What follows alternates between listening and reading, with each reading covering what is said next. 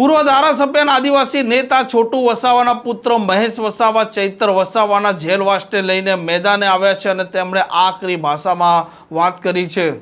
વૈષ્ણવજન તો તેને કહીએ જે પીડ પરાઈ જાનાને રે।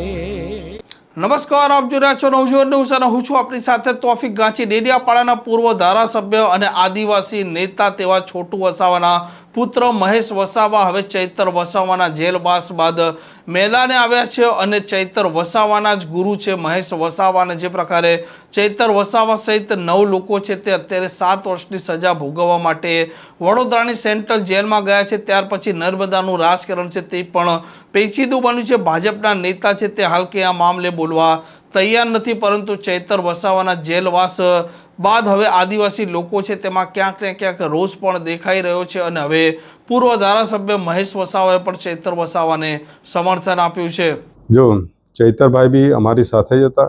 ચૈતરભાઈ અમારા જ એનથી લડ્યા છે। ચૈતરભાઈ બોલતા હતા ને લડતા હતા। અમે કોઈ દિવસ ચૈતરભાઈને ડિસ્ટર્બ કર્યા નથી। આપ તમે જોયું કે અમારે કંઈ એવું ડિસ્ટર્બ નહીં હતા, પણ એ આમ આદમી પાર્ટી સાથે જોડાયા। અમારું પહેલાં ગઠબંધન આમ આદમી પાર્ટી સાથે હતું, પણ સંજોગો વસાતે એમની સાથે તૂટી ગયું ને એમને આમ આદમી પાર્ટીમાં ગયા અને ત્યાં સફળતા બી મળી, કેમ કે છેલ્લો ટાઈમ હતો એટલે ત્યાંના લોકોએ મનાપ બનાવી લીધું એટલે ધારાસભ્ય બની ગયા।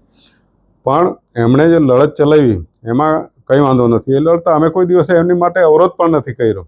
અમે એમના વિરુદ્ધમાં કોઈ દિવસે એટલા ખરાબ સ્ટેટમેન્ટ, પણ મેન કે જે સજા થઈ છે એ સજા બિલકુલ કિન્નાખોરી થઈને આ સજા કરવામાં આવી છે। કેમ કે કાલે કોઈ પણ માણસને આવી રીતે જે માણસ લડતા હોય, અમે વર્ષો સુધી જેલ ભોગવી છે। અમારી પર 35 કેસો છે, છોટુભાઈ પર 40-50 કેસો છે। એવું નથી, બીજા અમારા સમાજના કે અમારા કાર્યકરો કોઈ પણ સમાજના લોકો લડતા એની પર હજારો કેસો થયા છે।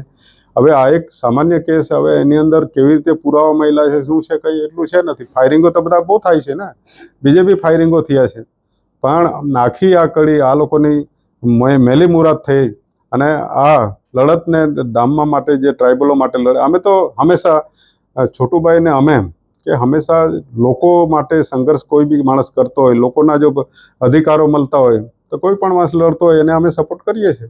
આ પ્રકારના સમાચાર માટે નવજીવન ન્યૂઝ ચેનલ સાથે જોડાયેલા રહો। નમસ્કાર।